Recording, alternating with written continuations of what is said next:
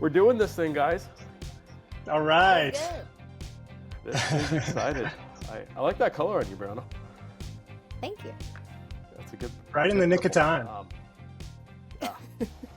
So nothing like trying to do things at the end of a day, but really, really super excited to be doing this. We are recording it, so we'll be able to post the recording.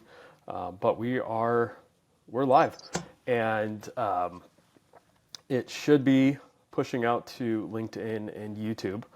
If we can figure out all the technology stuff, I think we got it. It currently I love is. technology. Oh, it's amazing. That's your wheelhouse. Coming from the tech entrepreneur. Oh my God. So Yes, I'm just lucky that enough is I have right. kids old enough to tell me what to do. So, I haven't gotten there is yet. You're lucky. cool. Well, yeah. Well, I'm about ready to start the journey again because I'm going to be a grandpa in a matter of a few weeks. So Bravo. we're on baby watch right now. That's awesome. Very exciting. Yeah. Super excited. Little boy's coming. So I think we're up and going on LinkedIn. Cool. I believe it says I have a button that says end stream, so that I'm assuming it means that it's going. That's all I know. Good. So There you very go. cool. All right. Well, as we get going and start talking, we've got a couple people rolling in the audience right now. Audience members, if you've got questions you want to contribute, click that chat button. And I believe we're able to pull you on live. So if you want to jump on and talk to us, we can make you go live as well. And if you talk too much, we also have the ability to kick you out. So we'll have fun. So this started out of a conversation, Brianna, you and I had about setting goals in a podcast episode back in December. And then we had quite a few people message us and say, hey, that sounds great. I want to grab the book. In fact, I even heard the book referenced with Eric Boss on 2020 Money podcast. He didn't give us credit, so I'll have to talk about it to him later. But a lot of really good stuff. And in fact, Alex Elson, who's hoping to try to jump on the call, he sent me a long email of good feedback. And it started with this book changed my life, which is pretty powerful. Yeah, So what That's I want incredible. it's exciting. That's huge. It is. So what I want to hear from both of you is what was the impact when you read the book? So, Kyle, we'll jump with you. Okay. Well, for me, I'll just be really honest with you. I had started reading it about 6 months ago, and then when I heard Brianna talk about it with you on the podcast, or when your podcast released last month or so, I thought, I need to get back to that. I was listening to it at the time. I didn't have the hard copy. I was listening to it, and I got through about the first 8 chapters, and I kind of fizzled out, to be honest with you. It's one of those where it's such a practical, hands-on, I know, Aaron, you bought the workbook for it because it's just, you almost have to stop every chapter and actually do things to really put things into place. And I just did it. And so, for my own personal experience with it, I'm seeing patients 5 days a week right now. I'm looking for a doctor to join the practice. Very busy, handling a lot of different things with trying to get lectures going. And I'm reaching, I posted about this on LinkedIn a couple weeks ago, but I've reached the pain line, I guess, is what Dan Martell talks about, in my life and in the practice, where basically it's this point where you feel stuck. You feel like you just can't get any traction in a lot of the things you're doing because you've got so much on your plate. And so that's where it's impacted me the most, is it's been a real practical tool, and really start here with his, I think it's audit your time, transfer those tasks, those things that you shouldn't be doing, and then fill that time back with things that you should be doing. And so that's where it's been really impactful for me in the last couple of weeks of really diving in and trying to master that whole circular that skill that he talks about. Yep. And you did a time audit, right, Kyle? I I when you wouldn't call started? it that. I started it. I went for a good like 2.5 days, and I can show you my planner. You made it I longer than filled it I did, out. Kyle. It was like the worst job ever to write down everything I was doing every 5 to 10 minutes. And like I said, I made it about 2.5 days, but I stopped after that. It was very apparent to me, like, okay, I need to hire a doctor, and I need to have somebody checking my email, and or at least managing email and managing paying bills, because that's where I was finding myself doing all the things that I shouldn't be doing in between patients. So it was super helpful, but I didn't make it the 2 weeks. It told me enough I needed to know after a couple of days. What about you, Brianna? Did you do the time audit? I made it about 2.5 hours, so my story is kind of very similar. I was that pain line where and I've recommended this book to a bunch of people, just, as busy practice owners, as a mom, a wife, managing my own life. I was just getting to that point, and I think we're seeing that in our profession a lot, where he talks about when you hit your pain line, you're going to do three things, or what I was doing was all three, where you're going to want to sell your business Mm. because you can't add another thing to your plate. You're going to start sabotaging yourself for growth, or you're going to start losing yourself and the people that love you around you because you're just not that much fun to be around, or you're just kind of high stress. So I've kind of gone between all three of those as an entrepreneur, and building what we've built at, Dr. Contact Lens, and then running a practice and having two kids and all of it, and still, being a wife. So I made it about 2.5 hours. It was a Monday when I started the time audit, and I literally drew a line, and I shared it on LinkedIn when you posted yours, and it said hire an admin. And I had put it into the universe because I'm a big believer that what you ask for, like, we're taught as kids to not share your wishes.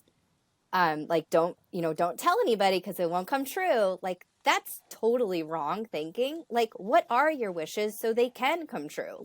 Like, if you internalize all of this, and I think we do that a lot, then you really can't have people surround you that want to do what you don't want to do. So, Sade, who was at my clinic, she left us to go pursue her dreams of real estate and other things, left West Broward, which was my clinic, a while ago, but she's looking to fill her time. And she was a great, admin person. So I'd put it out in the area that I was kind of looking for somebody with my office manager, like, hey, I need somebody to manage emails. Like, this is where I'm truly drowning. Like, this never ending checklist of transactional, like he talks about transactions, was very transactional, but it wasn't really my own management. I was being managed by my freaking email, and you can't turn that off because then it's not being taken care of, right? So, hey, Robin, can you take this over? But she couldn't really do it. Sade called me about 4 hours after I wrote that down. And I didn't call her back, or I didn't answer the phone. I called her back at 5, and she's like, hey, I heard you were looking for this. Well, let's talk about it. What are you looking, to make? And I instantly hired her. She started with me Wednesday. She knew Dr. Contact Lens. She knew me. She knew my practice.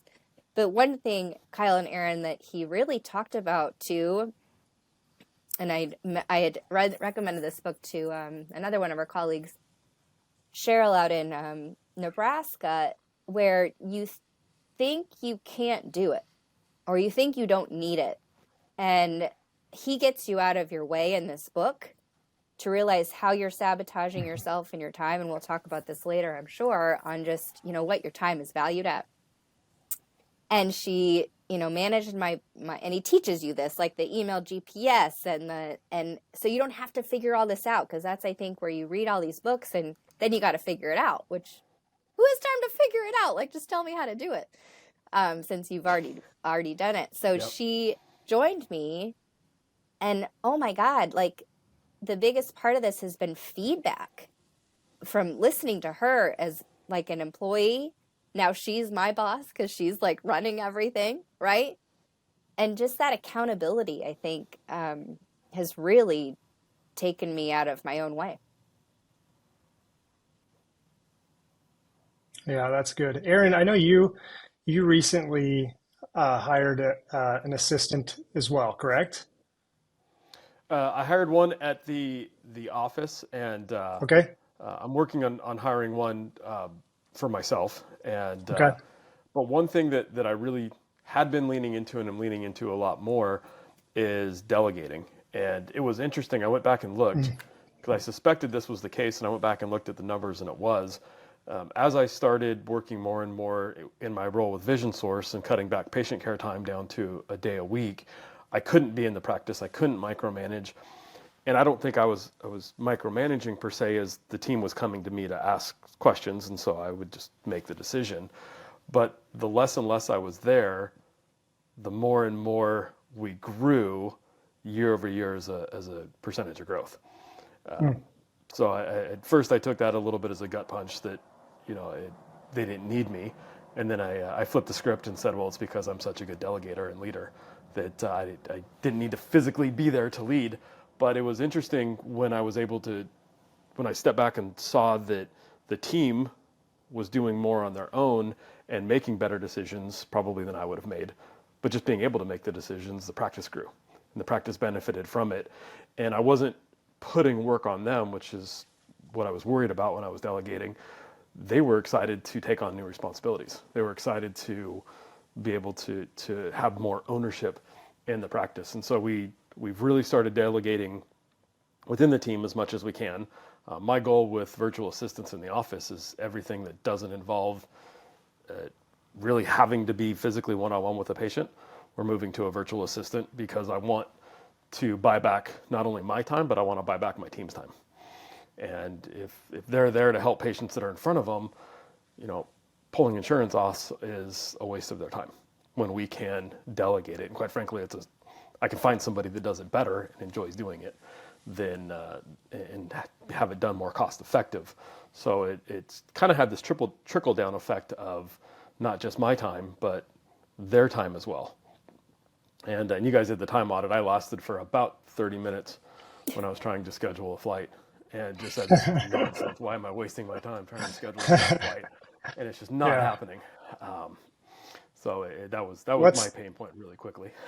What's funny about that too is we just know, we probably know intuitively, did it really take an audit? I mean, obviously there's value in doing that because you can determine, hey, some of these tasks are the things that I really need to delegate. But I mean, I kind of knew going into it what I was going to find, because when you're booked solid with patient care 5 days a week, and then you're trying to squeeze in, between the 7 to 17 minutes between patients to pay a bill, to write a LinkedIn post, to work on a slide on another lecture, you just realize okay, I know that there's a lot of things here that I need to start batching time. I need to figure out, and he talks about this in one of the chapters as well, about just for me, the buffer time. I think he gives it the name of buffer time, and that's that time essentially between tasks. That was one of the things that came out of the audit for me, is that, hey, I have, this patient time that's taking, maybe 12 to 18 minutes per patient of my time. And then I come back in and I probably have, like I said, 7 to 18 minutes between the next patient. And most times, those 2.5 days, I realized that I didn't do anything except for maybe check my email for the, 472nd time that day. And so that's where it's going to be helpful for me in the long run of further kind of crunching that schedule together and batching that time so that I don't have to figure out, I don't multitask. That's another point in the book too, but I know I don't multitask, and it's just hard to switch that, that mindset between those two things. There's one thing that I was thinking about too, kind of shift topics a little bit. Obviously the book is written for entrepreneurs, but I'm just interested to hear what you both have to say about just the application to optometrists and OD practice owners. I think that, if you've read the E-Myth, Michael Gerber's E-Myth, basically the E-Myth is the myth that if you've founded or started a business and you own a business, the myth is that you think you're an entrepreneur, but you're really not, right? And there's a difference there, and it's usually just a choice, right? Entrepreneurship most times is just a choice. I mean, a lot of us think that entrepreneurs are just kind of bred and they're just genetically different. And maybe that's true for some of them, but I think for a lot of us, we just make choices to expand and grow, right? So I think there's a little bit of a difference there between, I think there's, other founders and optometrists that run their practices, and there's also entrepreneurial minded ODs, right? How would you help ODs in both categories, read this book or at least convince them that this is something that they should read to help them out? I think great the question. biggest thing. Oh, go ahead.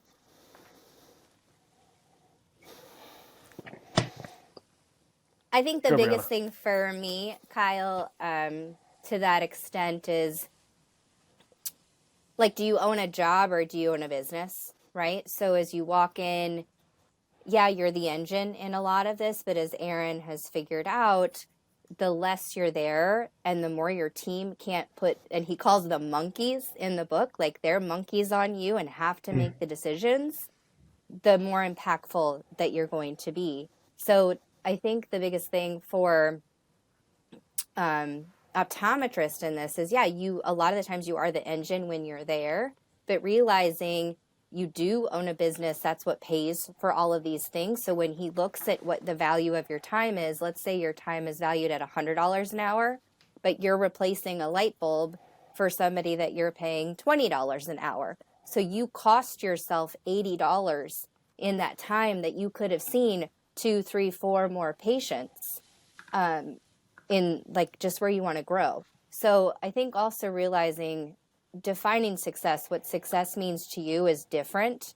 than other people. So if you want to see 12 patients a day and then go complain on one of these forum groups that you're not profitable, you have to really kind of look in the mirror. I think that's what this book really does, is it makes you put away your ego. And I think, as practitioners, we do have a lot of that. You have to have a lot of that to be a doctor with patient care. Mm-hmm. But he makes you put that aside to really be the leader in your practice. How are you showing up every day? How are you taking care of yourself and getting rid of those tasks that you don't enjoy doing so you can enjoy patient care and be the best that you can be? So that's, I think, how we can wrap this all together. Yep. Well, I'm glad you brought that up, Kyle, because I had written down, reading through the book, how does this really apply to us in the practice? And there were a couple key things I took away. The time blocking I thought was huge. I don't know about you guys, but it always frustrated me that I would step in the room with grandma and have a conversation about AMD and glaucoma or cataracts. And then my next patient was, a 3-year-old that's bouncing off the walls. It was just a whole lot of jumping back and forth. And so trying to block times, it doesn't always work, but if I can pull all my medical visits together, or if I have just a very set strategy so I know what I'm going into as opposed to walking in blindly, it made a difference. And my business partner, Brittany McMurrin, does a lot of dry eye, and blocking our IPL treatments and our LipiFlow treatments and tear care treatments and knowing when she's doing what type of exam not only helps us in the practice, but it helps the techs because they have to work up the patients differently. So I think time blocking was huge. And then the buyback rate he talks about in the book. So understanding when it's worth hiring more people. Optometry, I see a ton that I think we're consistently understaffed, right? We're worried about our staff overhead, which is a huge cost. And so we hire the bare minimum, which forces us to not only be the CEOs and CFOs and COOs of the practice, but it forces us to be the toilet cleaners and the door fixers and a lot of other things that we don't get to where we want to get to because we're doing tasks that we should have somebody else doing.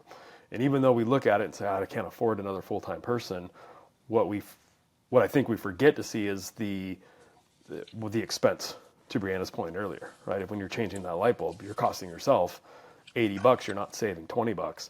And if we want a team that's better trained, we need to spend that downtime that we have, not fixing the toilet. We need to spend that downtime preparing training manuals and doing the camcorder method, like he references in the book, which I've adjusted over to Loom. Loom's become my new best friend. My poor staff has gotten lots of Looms on, hey, this is how we do this, and walking through. But so we don't have to, so we have a consistent training, right? So I think, looking at our buyback rate and saying, hey, is it, what am I doing, and do I need to bring on another person in the practice, right? Is not having enough techs slowing down the patient flow, is not having enough opticians slowing down the flow in the opticals, not having a virtual assistant who's pulling insurances ahead of time, slowing down, or even answering calls. I know Chris Wolf brought on one for his office, and he was amazed at the number of phone calls that weren't getting answered until he brought on someone just to answer the phones. I think those are all the things that we're not thinking about that, yeah, you can apply that to your personal life, but it certainly, look at it as a practice. Yeah, let's dive into that. So we've mentioned a couple times that buyback rate formula, because I think it'd be helpful for those that are listening that haven't read it. But basically, it's the rate. See if I can explain it correctly here. It's essentially finding the rate at which.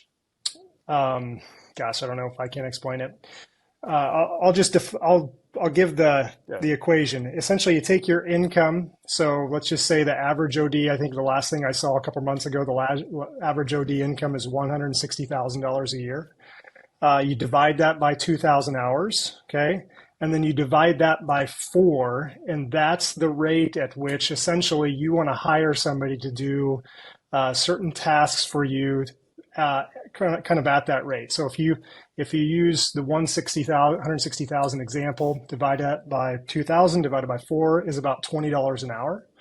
So if you're doing work that somebody that could be doing at $20 an hour or less, then you're costing your business money, right? Is that kind of the best way to think about it? Yep, yeah, that's exactly how I did it. Amount at which you can pay out. It's worth hiring somebody instead of you doing it yourself. Yeah, if it's less than that $20. So he just challenges you. That's probably one of the first tasks that you're supposed to do is, hey, look at your yearly income and figure out your buyback rate. And then whatever that number is, then that's the rate at which you need to be hiring people to do some of those tasks within your, your delegation quadrant. We can kind of talk about that, but essentially, there's a drip matrix that he proposes, which is essentially 4 different areas or 4 different types of tasks that you're doing. There's delegation tasks, there's replacement, investment, and production. And essentially, you're kind of divvying up the things that you found out that you do during your audit, and you're putting within that matrix, and then you're figuring out what do I need to delegate off, and then to fill with things that are going to make me more money and going to energize me. Yep. And Alex chimed in on the chat. He said basically the buyback rate is the amount of money you pay somebody to do the task and get an instant return on your investment. Well said, Alex. Yeah. Alex, you need to be up here doing this. Yeah. Do we have any questions? Any chat? I think we got. A couple comments on the buyback rate, but okay. Yeah, it nailed it up, and I think that we hold on to things for too long. I remember, outside of optometry, we grew up as kids. My dad opened the practice cold when I was in 4th grade, so we did everything at home. I changed my own oil. If we needed to paint at the house, we painted. We didn't hire anything out that we didn't need to. And I remember the first time I paid to get my oil changed on my truck, and I thought I was just a giant embarrassment to the family. Like I was doing everything wrong. It was horrible. I sat down and told my dad. My dad looked at me and said, "Well, you're losing money if you do it yourself. Like everything that you're doing, you're silly not to pay somebody to do it." And that spoke volumes to me. So trying to learn how to do my own payroll. Well, that was silly. I can just pay somebody else to do it better. I don't need to learn how to do my own payroll. I don't need to learn how to do lots of little things. I'll delegate that out to somebody who can do it better than I can. And then I can use that time, not surfing, but investing back in the business so that it's that instant return. Or surfing, if that's Yeah, your it's good jam, stuff. Aaron. Don't apologize for your time. It is. I don't surf enough, but So I think, during the day I can't delegate it, and then I can't take off in the middle of the day then go surfing. I gotta still work when I delegate that time. but according to this book, let's just like, the drip matrix says that those things in the investment quadrant, it makes things that make little money but energize you. I think surfing would probably fit into the investment quadrant, right? It would. It's that balance. 100%. That's right. I'm working on the balance. So another place that I thought was super helpful too, I'm just pulling up my notes here, was the replacement ladder. And the replacement ladder is essentially where you start. It's really like 5 steps, and the stepwise approach to understanding, hey, I'm here in this part of my business, and I'm feeling this emotion, and if you're here, you're feeling this emotion, then this is what you need to replace, or this is the hire you need to make. And if you're past that, then the next rung on the ladder is essentially the next area. Hey, if you're feeling this, feeling in your business, then this is the hire you need to make. How would you guys look at that? I mean, I tried to kind of think through that replacement ladder in terms of like our practices and for other optometrists, but anything there that you have used, personally to apply to yourself or your practices? What I've been able to use really is the advancements in technology. So when I graduated optometry school, it was my job to go from paper charts to electronic medical records. And then really all the software that we've adopted to go from duplicate data entry to now understanding data and information within the practice without adding essentially more people, right? So I think that's the replacement quadrant that you have to do within your optometric practice, is looking at what your team is doing and where they're spending these little minutes that add up to big things, like, shipping contacts back to the practice. Why aren't we shipping things to patients' home? Can they make their own appointments online? Can they chat with us while we're not there? Can they shop our inventory? So I think as we've become, really, time is what we're all valued, and you can't make more time, and he tells you this in the book, but you can use your time to do better things. I think that's really what this all comes down to, is spending your time to do what you want to do. And if your team member loves being on the phone, but you have them teching in the back, right? You're not getting the most value, and you're not really promoting them where they want to go, and vice versa. If they want to be in the back, but they're up at the front, like, what does that all look like? So you have to, as you read these books, bring it to your practice, because that's, I think, where he allows you to go from being a transactional leader, which we're really good at in optometry, is like, here's our checklist, we got it all done, or we didn't get it all done, right? To really delegating, but delegating, when you delegate things, this is another book, The Gap and the Gain. If you delegate something that you love to do, you're going to already set yourself up for failure.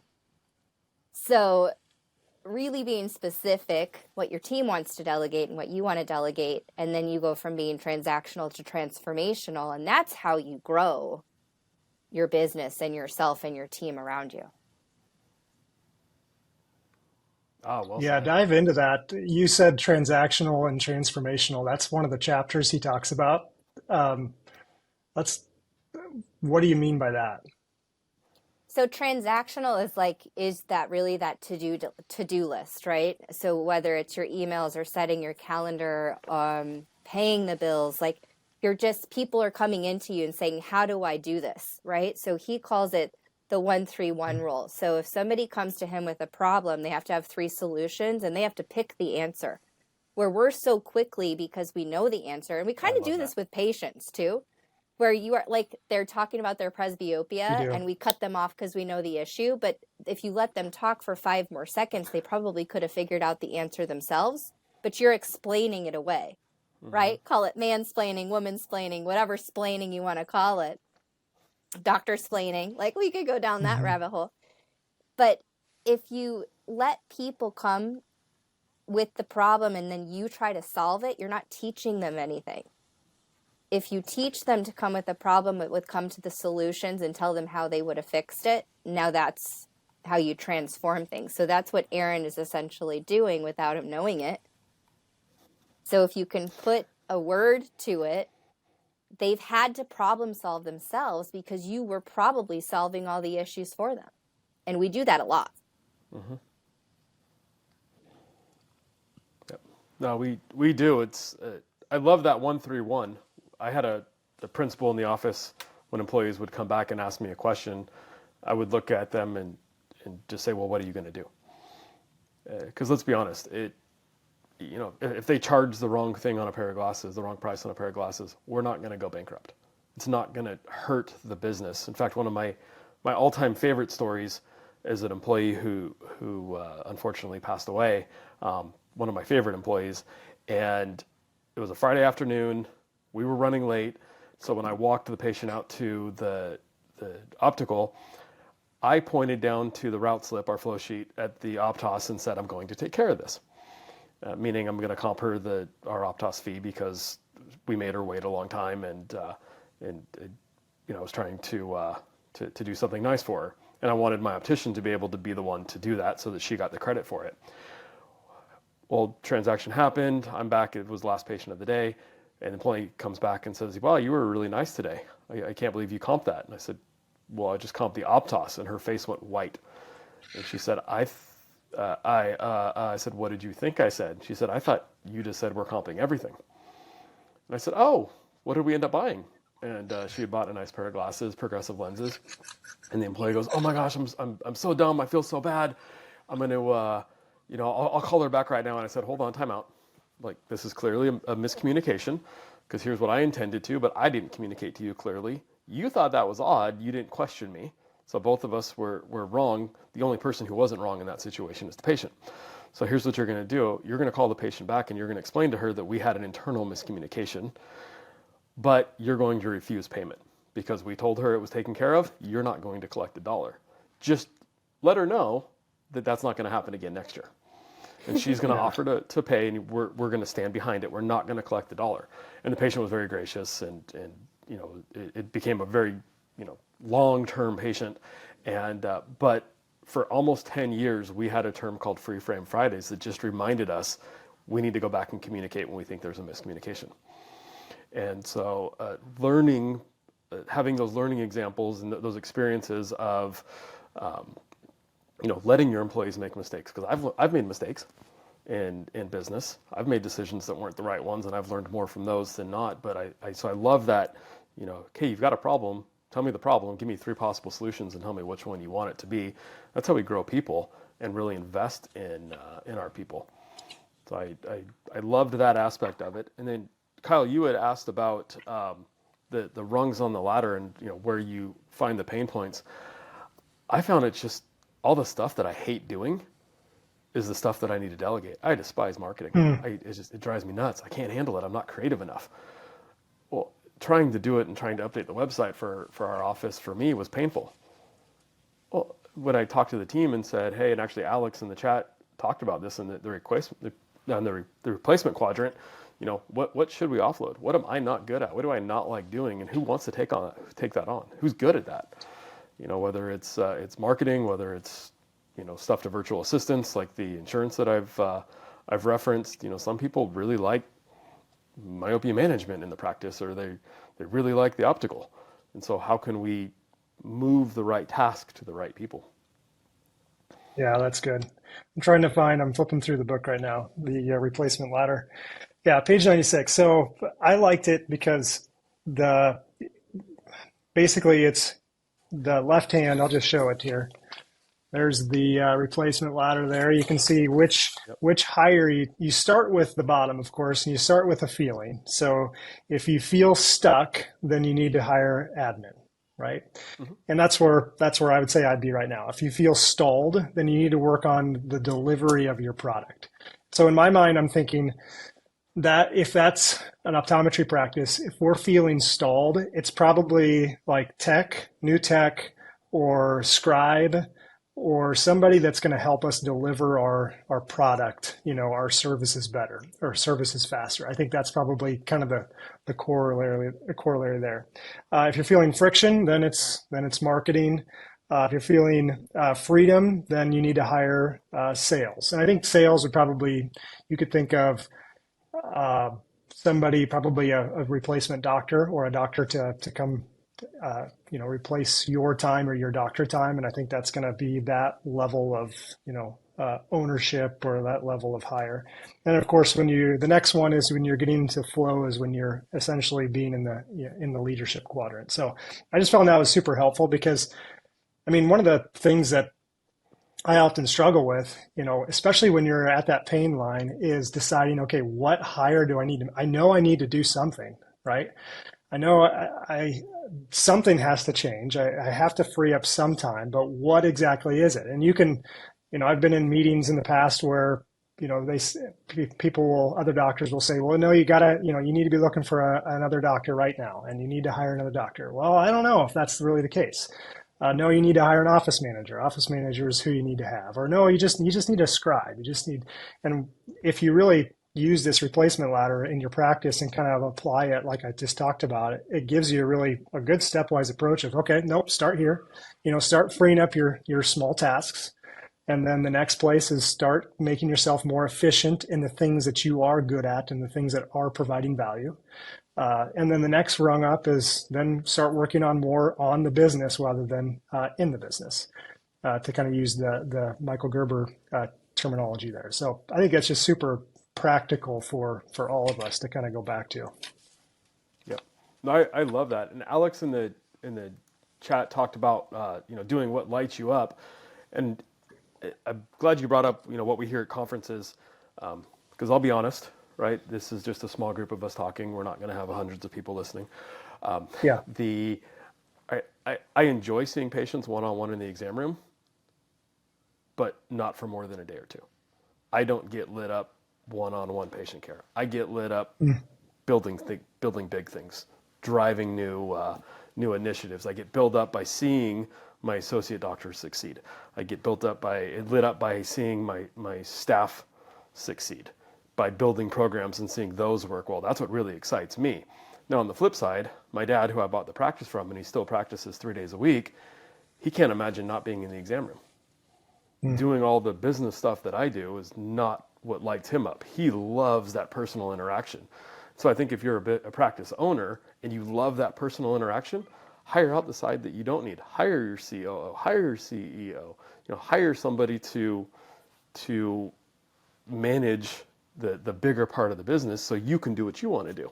Right, and touch base with them. You're not giving up control, but you're just putting you're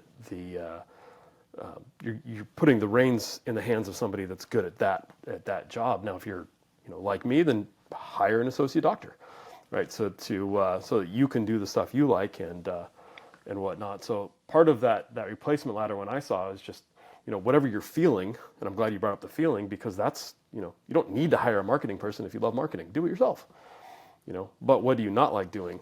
What really bogs you down, and hire that away. I like, Brianna, what you said earlier about not dreaming enough. Yeah, you do. We don't dream enough. Right. And so it's a matter, and I know you've read this book because I've heard you talk about it, but Dan Sullivan, he's Who Not How, and what's the other one? And 10X is Easier Than 2X. Those are all awesome books to kind of get your mind in the right, mindset. But he talks about how we need to think big more, right? We need to be able to do that. And I think part of that is feeling the freedom, just like what you're saying, Aaron, is feeling the freedom of choosing what you want to do. Like what Dan Sullivan uses the phrase, do what is most fascinating and motivating to you. Like you should be spending your time doing what is most fascinating and motivating. And if like patient care, and for me, like I really do find complex, tough patient care is probably what I find most fascinating and motivating. To a certain extent, I also enjoy some of the higher level type building, teaching, and those types of things as well. But like if those are the things that you find most fascinating and motivating, that's what should be in your quadrant. That's probably the quadrant that's going to keep you energized and probably going to make you the most money. And that's what you have to solve for. And that's probably different than other people, right? And obviously that's a little different than where you're at, Aaron, of no, I want to work on the higher level projects and the upper level type stuff. Sorry, Brianna, I cut you off there. No, yeah, that was exactly what it was too. And to get your team involved in that process as well. So he talks about in the book, just asking a simple question, what gives you energy? We said it earlier, what gives you energy? And then what's sucking your energy? At your team, as Alex in the chat had said over here, they'll come up with their own ideas on what you need to offload as well. So I think also another Dan Sullivan in the 10X is easier than 2X and the gap and the gain is also like understanding needs versus wants. We'll throw in another book for you here. I know this is like about buy back your time. But a need is something like you need a roof over your head. But a want, we're constantly justifying our wants. Like the want to go surfing from 12 to 2. You don't have to justify your want. I just want this bag because I want this damn bag, right? So I think that's where we get into this justification to other people, that external pressure, and we have a lot of that today. So my biggest takeaway from a lot of these books is success means so many different things to so many people, and in this rat race, being honest with yourself what that looks like. And if you want to, if you only want to see patients 2 days a week and you're happy doing that, and then your business side isn't that strong and you don't care about it, that's okay too. Like, that's what you want. And that may not look good to others. And so I think when you're looking to advice, we're really good, or we're really bad actually at giving each other advice. Tee it up differently. I learned this from Bart Foster. It's kind of a YPO conversation where it's just a shared experience. When I was feeling this is what I did. And you take it versus like, this is what I think you should do, is a lot different than when I was in that scenario. Like what Chris is saying here is a high producing OD. If you have a new doctor, what qualities are you looking for? What qualities don't you have? So you can add to the practice. You're not trying to clone yourself, right? Because you are only you. No. But in going through that, the doctor that I, bought the practice from, he had great qualities that I don't. And I have great qualities that he didn't. And that's where you grow in replacing. It's not replacing you. You can't do that. But you have to give yourself the opportunity to grow and to help somebody else grow. Absolutely. And by the way, you brought up bags, and so I'm going to just share my guilty pleasure. I was at REI and found this Photopaxi, ugly as sin, little bag. I mean, it almost looks like I beat up a kindergartner and stole their bag. But it's super light, and I just had to have it. So I've got an ugly backpack, and I don't think anybody will steal it. But I don't know. That's pretty retro. It's pretty in right now. It's fun. I love Chris's question, and it took me a long time to find one of the answers. And I wish I would have read this book or had this book when I was frustrated, because I hired associate doctors and they weren't producing with what I produced.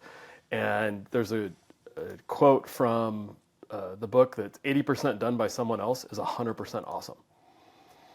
And to me, that said, look, I care about the practice, right? This is my baby. This is my income. This is my livelihood. This is my kids' college.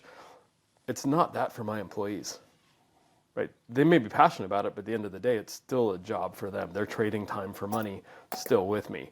And so when I'm looking at bringing in an associate doctor or an employees, they're never going to be me. If they are, that's fantastic. But if they're 80% me, that's great, because I get to use that extra time on building things and I can develop them So I think having the unrealistic expectations is only going to set ourselves up for disappointment. It sets us up for animosity towards them.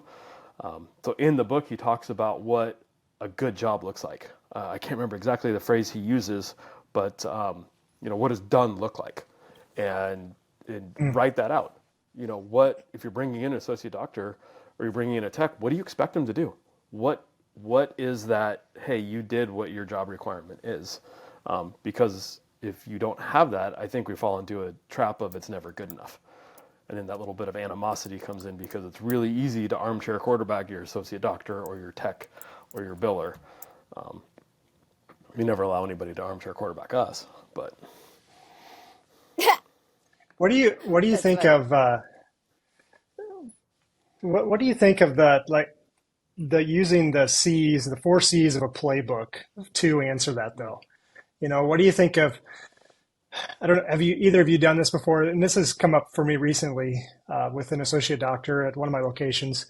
Is trying to figure out, okay, maybe I need to use, because he talks about how to build playbooks. That's a big. You can tell a lot of this book he loved writing, but I kind of think that this was his favorite chapter on building playbooks because it sounds like he has a playbook for everything in life. Like he even said that he has a playbook for his new dog or something like that.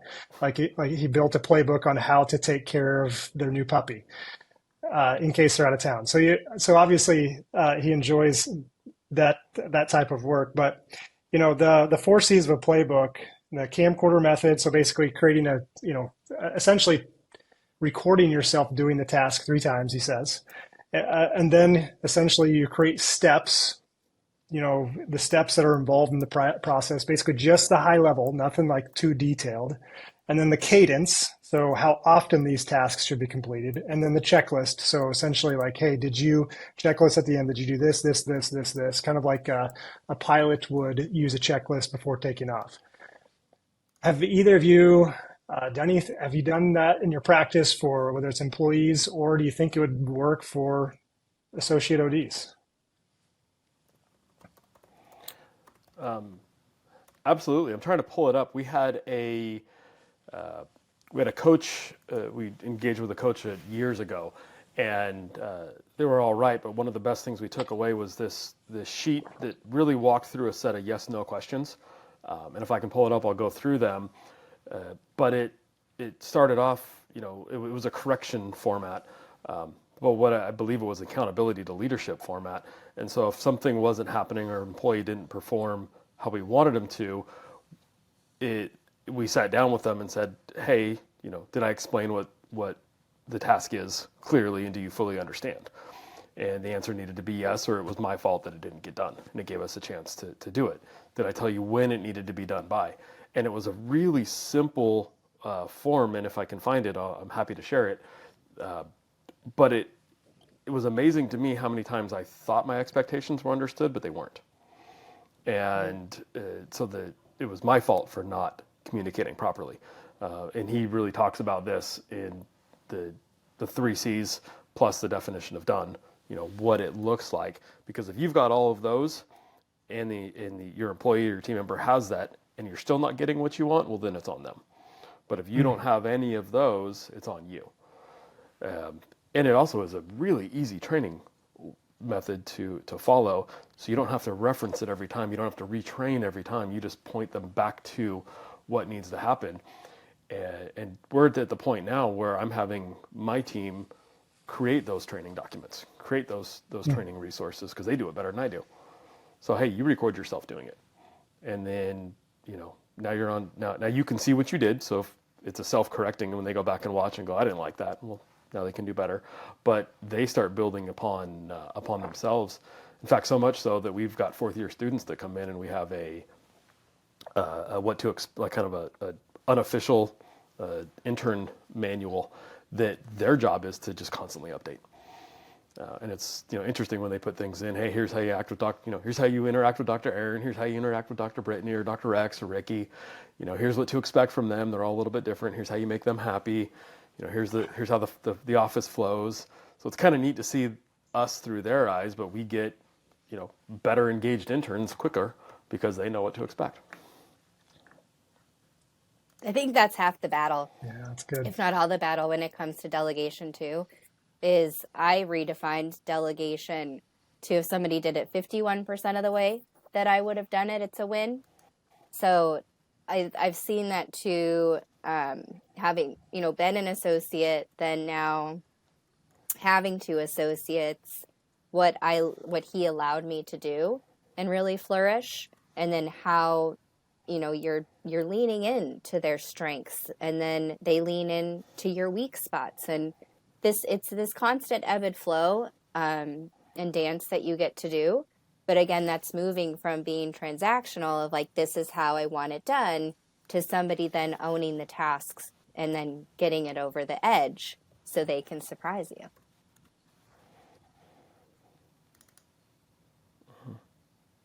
Yeah, that's good. So I was thinking the last couple chapters were really about like leadership, and we kind of touched on this a little bit already, but how much do you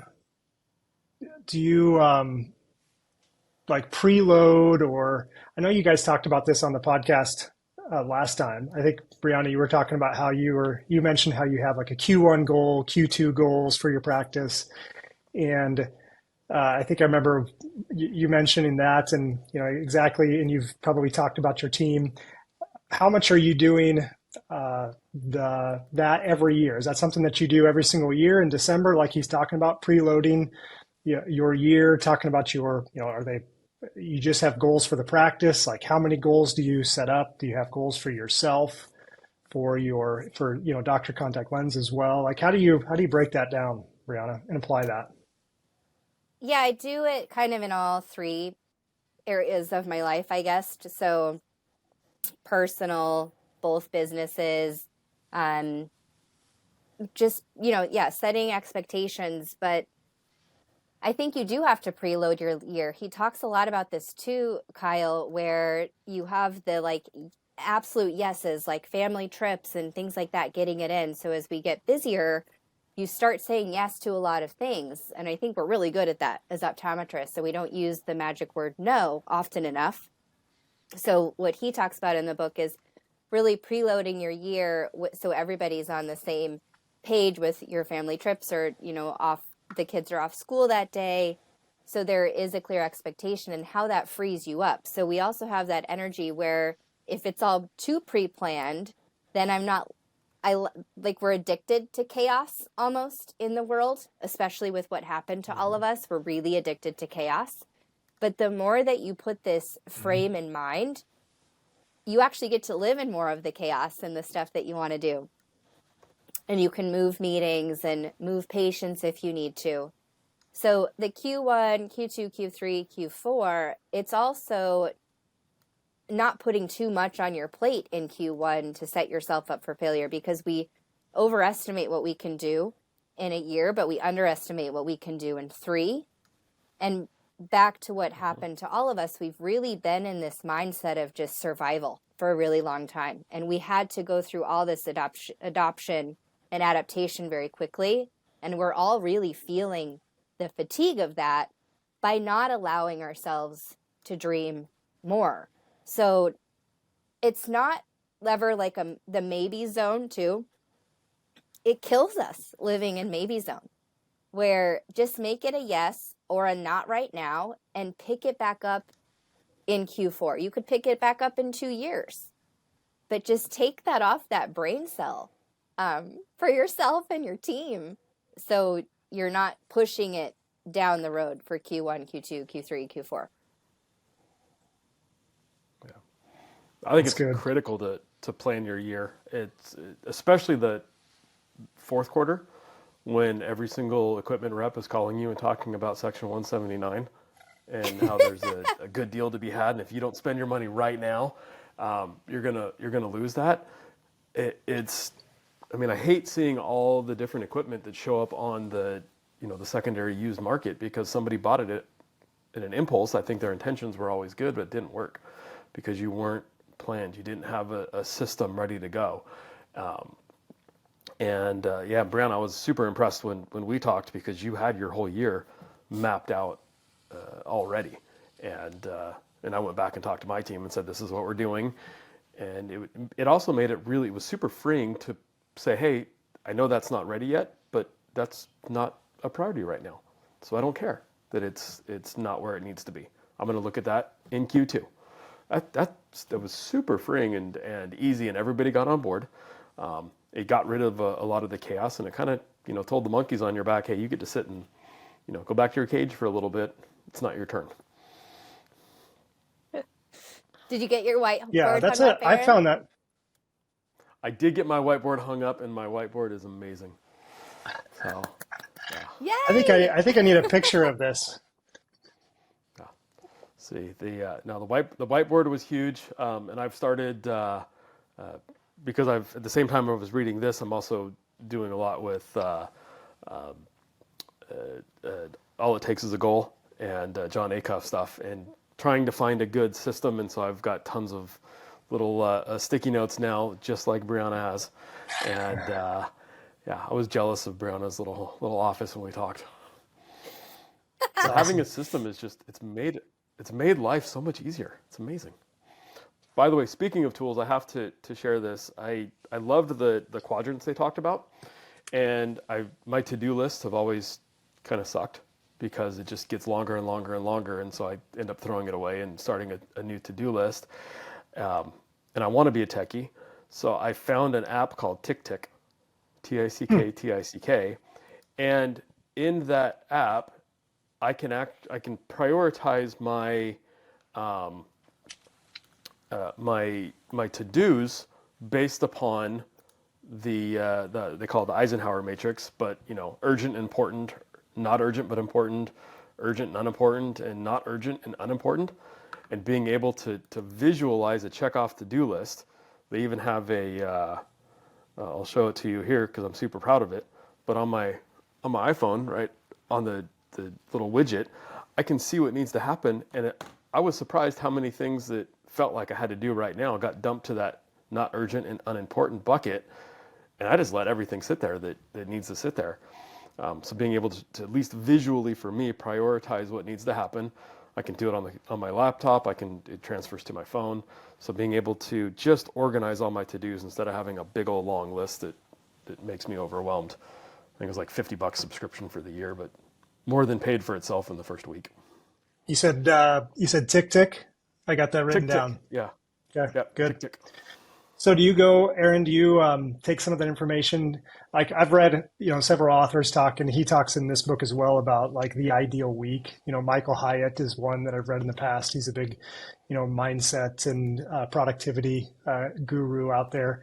And he talks about designing your perfect week. Is that something that either of you have found beneficial for you as well? Like I feel like, I've done this for a couple years now about, whether it's Sunday afternoon or Sunday night, sometimes it bleeds into early Monday morning, but just like writing down the main things kind of in every bucket of every project that I need to do that week is just really, I don't know if I'm more productive, but psychologically it's just so helpful.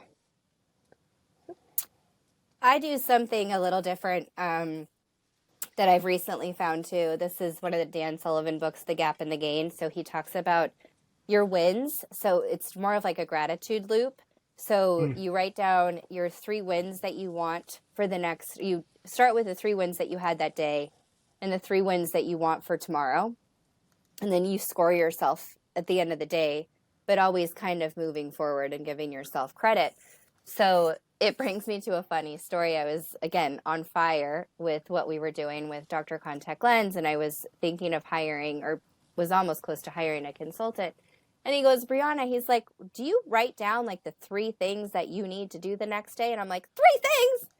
Is that all I get to write down is 3 freaking things? Like, what I don't need is a list of 3 fabulous things. What I need is a freaking wife, man, to like get the kids, make dinner, clean the house, get all the stuff at office, get me over here. Like, it was just so funny where he's like, your top 3 things. And I, like Aaron, I had this to-do list that's just ongoing.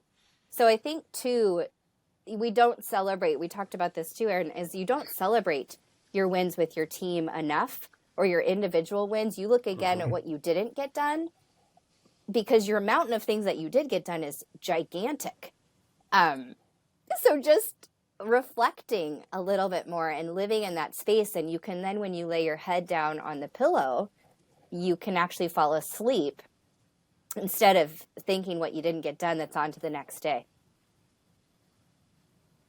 Yeah, no, that's huge.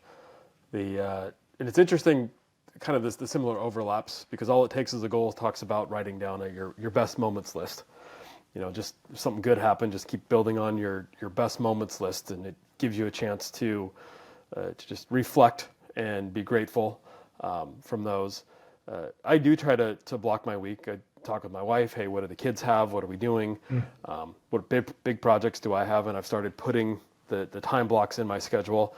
And I learned that my phone has a do not disturb feature, which is really helpful, because there's 3 people that can, my wife being one of them, call through and break that do not disturb. But otherwise, nothing is that urgent that needs my immediate attention when I'm working on a project.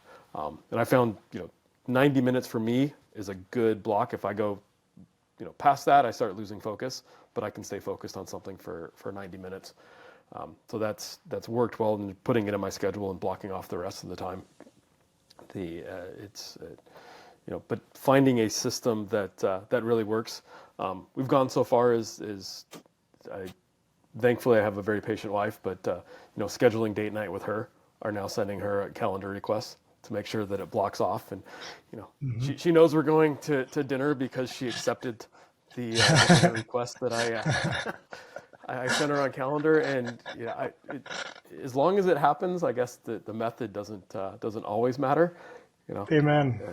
The romance isn't going to be there anyway if it doesn't happen. So, but trying to block those things in, and then Brianna, to your point, celebrating. I have to give credit to my team, and my business partner Brittany always has a bottle of champagne in the office, and just waiting. And they've got a set of champagne flutes just sitting there, and if they've got a fantastic day, or sometimes if they just had a horrible day and they need to just kind of at the end of the day celebrate together, whatever the case is, they don't need a reason. They'll stop at the end of the day before everybody goes home, pour a little bit, have a little cheers together in the optical, and it's pretty interesting psychologically how positive that is for the team, just to stop together.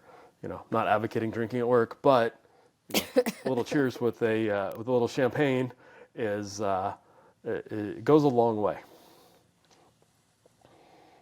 That's pretty awesome. I mean, that's like right up Dan Sullivan's alley in terms of what, Brianna, you were talking about with the gap in the gain.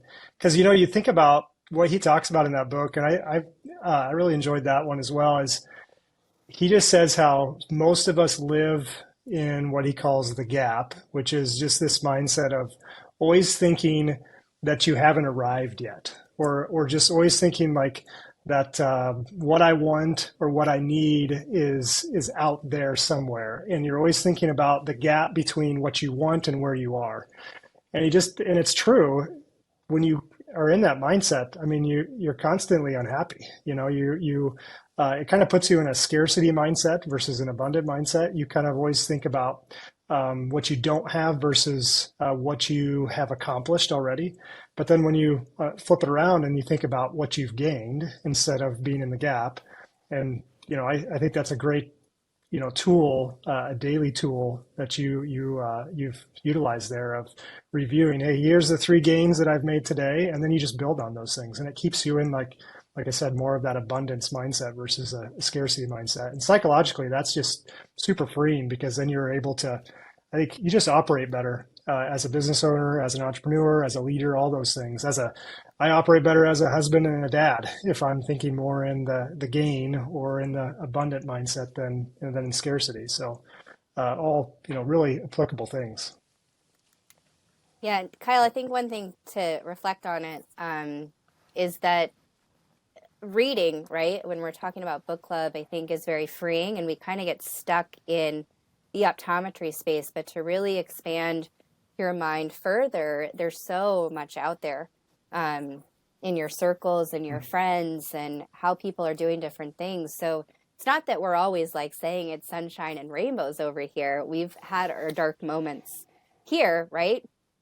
But it's just, again, one step in front of the other, looking back, reclassifying that, and how you can continue to improve yourself, to improve those around you. And I think that's what we've been given, more than others' tool is just the tools that are at your disposal through education, whether that's through reading or podcasts. And then you get to bring that to your team because they don't do a lot of that, right? So that's, I think, what's been special in my atmosphere is the gifts and the tools I've been given to just deal with life as it's thrown at you. And it's funny, Kyle, with the gap in the gain, my 7-year-old, he's like, Daddy, you're living in the gap, man. And I was like, oh God, it's starting already. Nice. Awesome. Hey, feedback's good. That's great. Now that they see that, and it is, you could see how, I think he mentions that in the book of like, the co-writer with Dan Sullivan, forget what his name is, but he talks about teaching his kids that it is a good mental tool to have for them. Yeah, that's fantastic. And if anybody's listening that does, read books, you're listening to audiobooks or the podcasts, I found that one of the best ways to solidify that more is we've got a book club at the office every year. I pick a book that I've already read and buy the copy for the office, and we have a 1-hour team meeting every Tuesday morning from 9 to 10. It's non-negotiable. You have to be there. We don't schedule anything else during that, and it's our time. And one of those a month is a book club where we have to read the book and talk through it. But the insights that the team gets is huge. And even in this book, Dan talks about investing in your team. And I think it's their technical skills are important, but the life skills are equally, if not more important, because if I can help them have a more productive and efficient life, I'm going to get that back in the office, but they're going to pass that on to their families, to their friends, to their kids. And it's kind of neat that you all have something to talk about that isn't just eyeballs all day long. We get enough eyeballs. Like, let's talk about something not for just a little bit. Amen. Yep. Awesome. Well, we are a little bit over an hour, and I know we can go on forever because I've got a whole bunch of notes that we haven't even touched yet. But I want to be respectful that everybody who joined us, and I haven't even looked at the chat for a minute. I apologize. Steve, great comment about having your staff record their own standard operating procedures and then reviewing them. I think that's huge. We don't have to be the experts. They're the experts. Let's help them develop that and refine their processes. So you can build your entire training manual with you as the leader doing very little, I believe. And they want to do that. They love that opportunity. Everybody likes the chance to shine. But Kyle and Brianna, parting thoughts from you guys.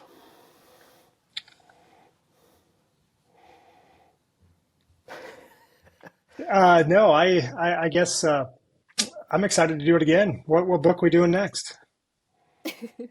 We got maybe a Dan Sullivan, maybe like I was thinking maybe Working Genius. That'd be a fun one. Patrick Lencioni book, something. It'd be kind of fun.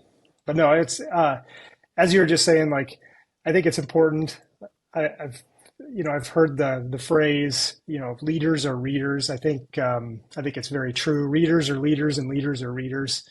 And so anytime you can, and you don't necessarily have to read, you can listen to, but anytime you can get into somebody else's mental space and understand how they've built something and built their business and then get motivation from that. And then, like you were just saying, of also passing that along to our staff and training them and teaching them to do the same, I think is just super impactful. And it's fun to do that. It's fun to not only talk about these things with you both, but just to be able to have that impact on our team as well.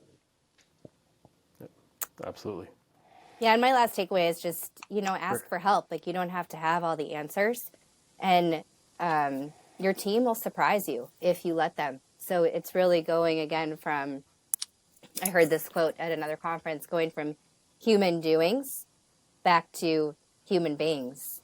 Because that's really, at the end of the day, what we're all here to do, is to connect with one another. And I think eye care, healthcare together, it is transactional at the end of the day, but you are changing somebody's vision. So continue to improve and keep your vision strong so you can help everybody else along the way. Yep, absolutely. And I'll just share that as fantastic as the book was, and it Alex Elson told me it changed his life. It certainly had a profound impact on mine. I think the bigger takeaway and journey when we talked about doing this, and then the side conversations we've had, with the three of us and then others who've talked in too, really finding your people, finding your tribe, and then having those champions around you to say, hey, I'm struggling with this, or guess what I figured out, and being able to share your successes and ask questions. Hey, how are you managing this? That's been really the neatest part, and I think it's accelerated the impact that the book had on me, because I've been able to steal from all of you, things that you've tried and done, and been able to apply them both personally and professionally. So I appreciate the tribe. I can't wait till we hash out what book we're going to do next. There's too many good books out there. So we'll put our heads together. We'll let everybody know what we're going to do next. Appreciate everybody joining us and your comments. I'm glad that it worked. For our first live book club here, it's being recorded. So if you want to go back and watch this or listen to it, it'll be up on YouTube, certainly on the podcast as well. Kyle, Brianna, thanks again very much for the excitement, for the time, and for your friendship. Thank you, Aaron. Appreciate it.